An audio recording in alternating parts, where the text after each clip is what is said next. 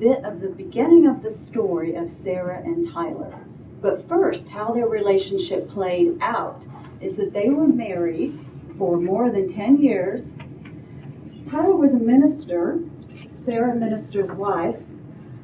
They had a child, and Tyler was very physically violent to Sarah before she finally divorced him.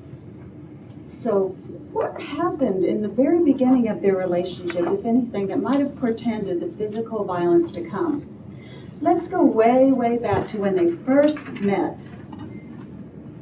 Sarah moved away from home for the first time to attend college from her home in Georgia all the way up north.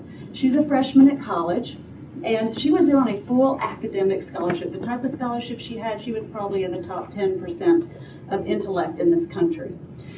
And so she was a bit worried, would she be able to meet someone who matched her on her level of intellect as well as her faith, because she was deeply religious. So when she met Tyler, she was really impressed to find out not only was he a graduate student, but his major was ministry. So they were really impressed with each other. This is early on in their dating. It's late at night. Tyler is in his house, in his bed. Sarah's in her dorm room, about to get in bed, and they're talking on the phone. And Sarah says to me, the researcher, what was going on in her at the time. I remember wanting to hang up, but not wanting to be the one who hung up. So I said to him, "Oh, Tyler, well, I guess I should get off the phone now. I ought to be getting ready for bed." "Oh, Sarah, come on now. Just stay on the phone with me a little longer." "Oh, I'm in bed. I'm about to go to sleep." "I know. Hey, you get ready and get in bed too, and let's fall asleep together on the phone." He actually wanted us to fall asleep on the phone talking, which really upset my roommate in case someone else wanted to call. Looking back, I'm like, that was just weird. But it was, I guess, there was so much, what do you call it? Togetherness, that he didn't even want to get off the phone. I agreed to it. I wouldn't do that now. So Sarah said that when she and Tyler talked on the phone, often she wanted the conversation to end, but he didn't. So she pushed down her own sense of discomfort. She was even willing to accept the dagger eyes coming from her roommate in order to avoid even risking that her ending the phone call would cause Tyler any discomfort. What you just saw here is an example of pressuring and the giving in to pressuring, a subtle case of how it happens in the very beginning of a relationship. Imagine a circle. I think of pressuring as the overt half of this early warning sign of violence, and then giving in to pressuring is like the subtle, covert, sneaky half of the same early warning sign. Pressuring is continuing to try to get your way when someone has said no, or when they've said they want to do something else, such as get off the phone.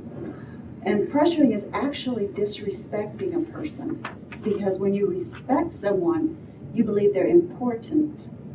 And pressuring is saying, I am not caring if you're uncomfortable with this. I want to get what I want.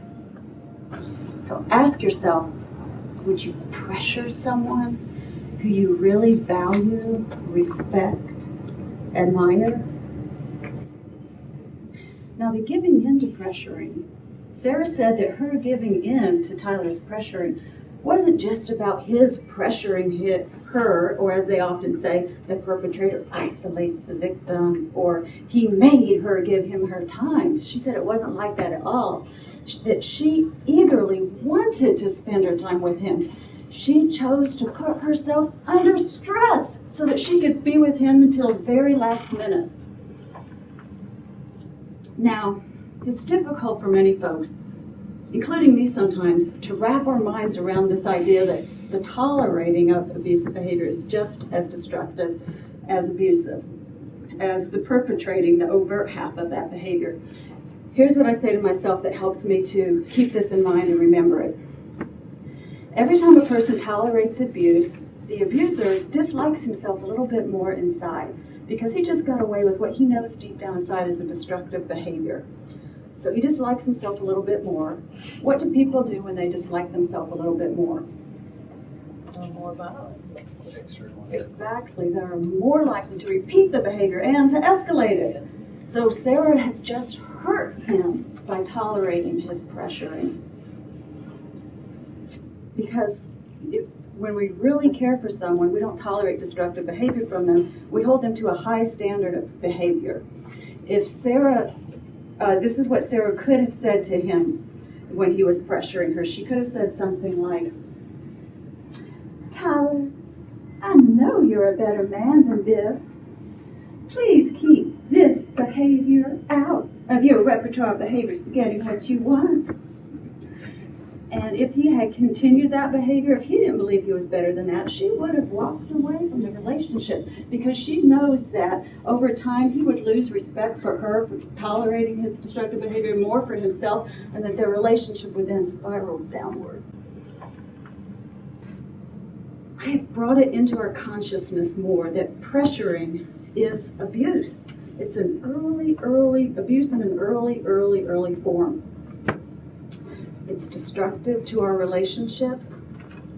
But I think that we know that deep down inside, but many times we don't want to admit it to ourselves or acknowledge it. The giving into pressuring, they call it enabling, but it's actually much more than that. It is giving in is actually encouraging the destructive behavior.